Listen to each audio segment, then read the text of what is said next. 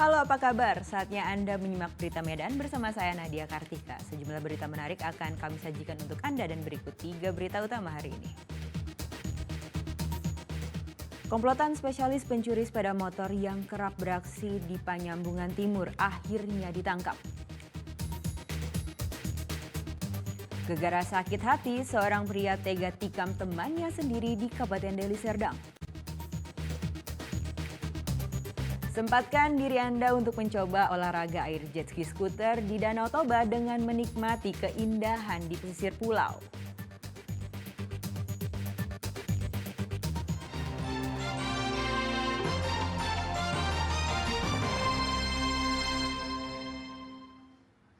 Komplotan spesialis pencurian sepeda motor yang kerap beraksi di Penyambungan Timur akhirnya ditangkap polisi.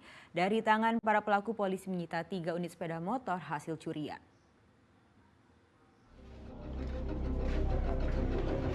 Komplotan spesialis pencurian sepeda motor ini hanya bisa diam tak berkutik saat digelandang polisi ke Mapolsek Penyambungan. Para pelaku kerap mencuri sepeda motor dan maling rumah di wilayah Kecamatan Penyambungan Timur. Keduanya dibekuk petugas setelah melakukan aksi pencurian sepeda motor dan maling rumah di Dusun Aik Galoga, Desa Pidoli, Lombang, Mandailing, Natal. Dari tangan para pelaku, polisi menyita 3 unit sepeda motor dan 1 unit bentor yang digunakan pelaku untuk beraksi. Dapat kami benarkan pada saat ini telah kami amankan 2 terduga curanmor dan selanjutnya akan kami laksanakan pengembangan penyelidikan. Itu yang dapat kami benarkan dulu dari pelaksanaan tugas hari ini. Itu selama Lebaran beraksinya komandannya? Kini para pelaku tengah diperiksa polisi untuk dilakukan penyelidikan lebih lanjut. Dari hasil pemeriksaan sementara polisi, para pelaku menjalankan aksinya selama bulan suci Ramadan dan Lebaran. Yan Asmara melaporkan dari Mandailing, Natal.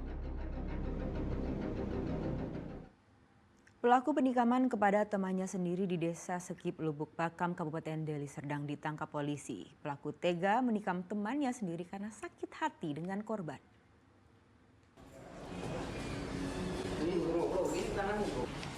Sambil dibopong petugas, pria bernama Irfan Bahdim, pelaku penikaman kepada temannya sendiri, hanya tertunduk malu saat dibawa ke Mapolsek Perbaungan, Kabupaten Serdang Bedagai.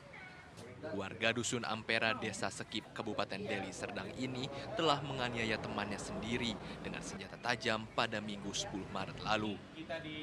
Pelaku sempat melarikan diri usai menyadari akibat perbuatannya, korban mengalami luka serius pada bagian perutnya.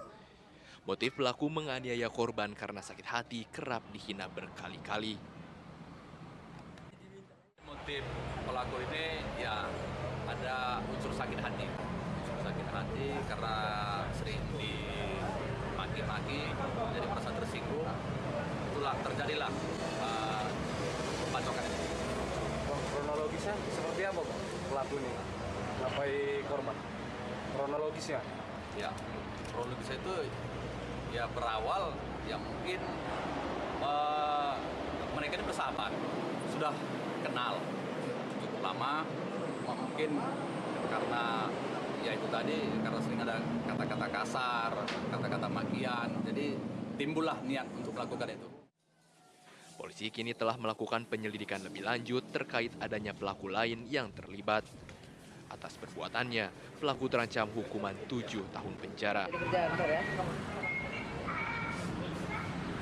Muhammad Hamdani melaporkan dari Serdang Bedagai.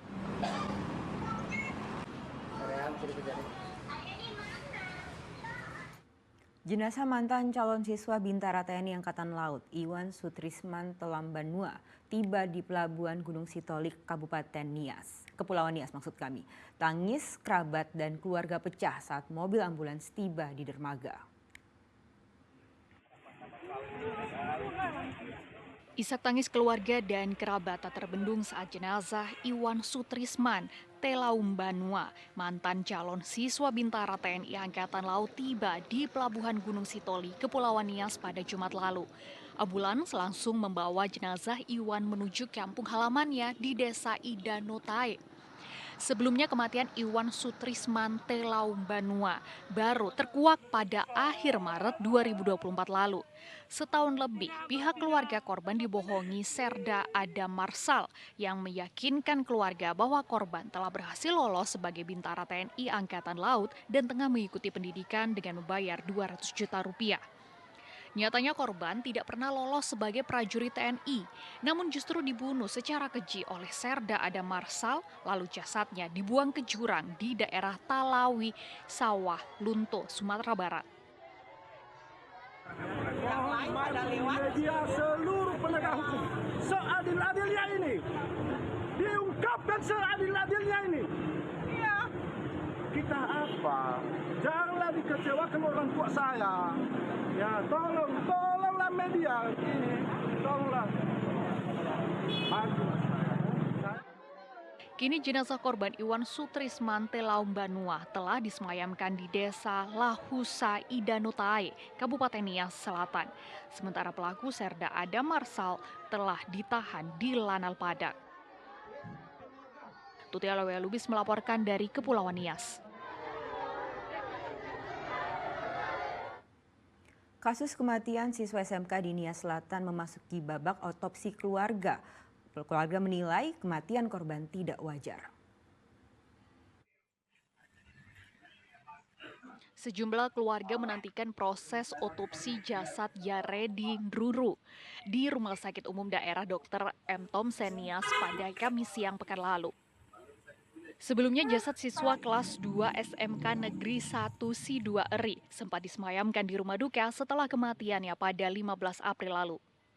Tewasnya Yaredin Ruru akhirnya dibawa ke jalur hukum oleh keluarga, mengingat kematian korban yang dinilai tidak wajar. Pada akhir Maret lalu, korban mengaku dipukul oleh kepala sekolah.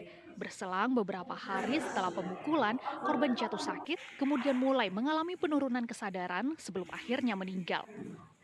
Korban mengaku dipukul kepala sekolah terkait praktek kerja industri yang tengah dijalaninya.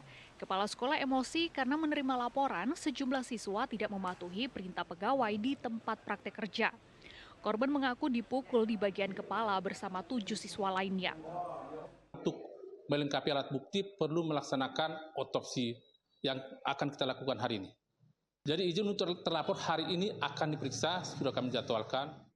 Sebelumnya ayah korban menyatakan sempat melakukan ronsen di bagian kepala korban dan hasilnya dokter menyimpulkan adanya syaraf yang tak berfungsi lagi. Tuti Alawea Lubis melaporkan dari Kepulauan Nias. Masih terkait kasus kematian siswa SMK di Kepulauan Nias, Dinas Pendidikan Provinsi Sumatera Utara membentuk tim untuk proses pemeriksaan internal terhadap kepala sekolah yang diduga terlibat dengan kematian korban. Hasil pemeriksaan awal didapati perbedaan kronologis dari keterangan rekan korban.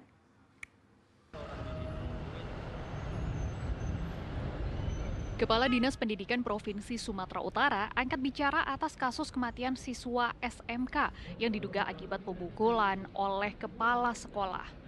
Hasil pemeriksaan awal dari keterangan rekan korban didapati indikasi kronologis yang berbeda. Perbedaan kronologis didapati pada keterangan waktu pemukulan dan keberadaan korban. Dengan perbedaan tersebut, Kepala Dinas Pendidikan Provinsi Sumatera Utara meminta semua pihak untuk menunggu hasil otopsi penyebab kematian korban. Kita belum bisa memastikan seperti ini terjadi. Ya, kalau ini ada indikasi, ya, indikasi penganiayaan, tentu ini pihak kepolisian di sana mungkin sudah harus mengambil tindakan, ya. Selama proses hukum terlapor SZ, kepala sekolah SMK dugaan penganiayaan ini dinonaktifkan sementara waktu dari jabatannya. Dinas Pendidikan Provinsi Sumatera Utara juga turut memastikan kegiatan belajar mengajar tetap berjalan. Tuti Alawea Lubis melaporkan dari Medan.